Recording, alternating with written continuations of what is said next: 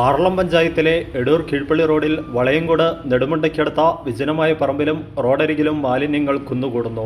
മദ്യക്കുപ്പികളടക്കം ഇവിടെ ചാക്കുകണക്കിനാണ് നിക്ഷേപിച്ചിരിക്കുന്നത്. ഒപ്പം ഹാൻസ് അടക്കമുള്ള ലഹരി വസ്തുക്കളുടെ ഉപയോഗിച്ച കവറുകളും പ്ലാസ്റ്റിക് മാലിന്യങ്ങളും ഡയപ്പറുകളും കൊണ്ട് റോഡരികും ആളൊഴിഞ്ഞ പറമ്പും നിറഞ്ഞിരിക്കുകയാണ്. ഹരിതകർമ്മ സേനയുടെ നേതൃത്വത്തിൽ മാലിന്യങ്ങൾ ശേഖരിക്കാനും നിക്ഷേപിക്കാനും സംസ്കരിക്കാനുമുള്ള പദ്ധതികൾ പഞ്ചായത്ത് തലത്തിൽ ആവിഷ്കരിക്കപ്പെടുമ്പോഴും റോഡരികിലേക്കുള്ള മാലിന്യം തള്ളലിന് മാറ്റമൊന്നുമില്ല. പ്രദേശത്ത് CCTV ക്യാമറകളില്ലാത്തതിനാൽ സാമൂഹ്യവിരുദ്ധ പ്രവൃത്തിക്ക് പിന്നിൽ ആരാണെന്ന് കണ്ടെത്താൻ കഴിഞ്ഞിട്ടില്ല. രാത്രികാലങ്ങളിലും മറ്റും വാഹനങ്ങളിൽ പോകുന്നവരും മറ്റുമാകാം ആളൊഴിഞ്ഞയിടത്ത് അലക്ഷ്യമായി മാലിന്യങ്ങൾ വലിച്ചെറിയുന്നത് എന്ന് കരുതുന്നു.